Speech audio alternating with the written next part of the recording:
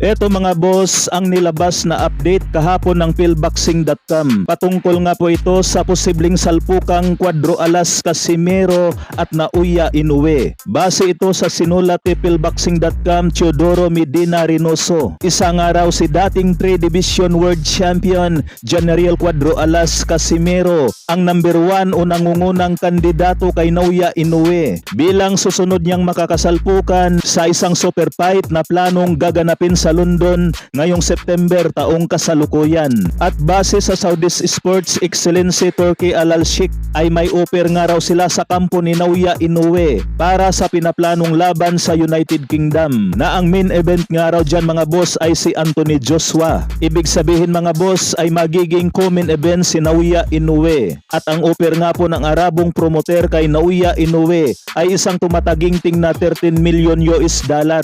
Subalit ang malaking katanungan nga po dyan mga boss, kung papayag ba ang kampo ni Naoya Inoue na hindi sa Japan gaganapin ang malaking laban na yan. Pangalawa ay co-main event lamang si Naoya Inoue nila Anthony Joshua, pero napakalaki nga po ang offer ng Saudi promoter kay Naoya Inoue mga boss, 13 million dollar na kung atin nga po yang i-convert sa piso mga boss ay tumataginting nga po yan ng 700 million piso pataas. Kaya paldo-paldo dyan si Naoya Inoue at Casimero. Base naman sa record nitong si Naoya Inoue mga boss ay 4 na beses nga lang ito lumabas sa kanyang lungga. Kaya siguro naisipan ng Saudi promoter na opera ng malaki si Naoya Inoue para lumabas ito sa kanyang lungga.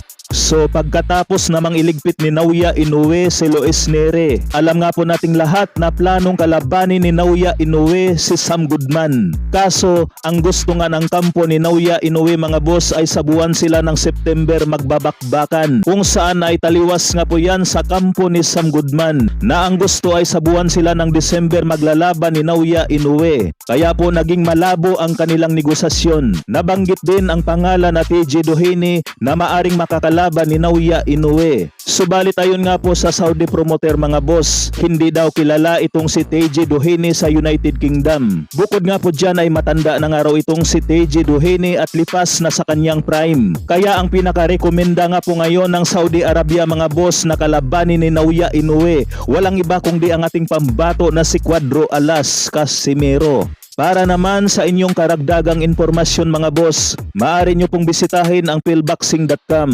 para hindi tayo masabihang fake news.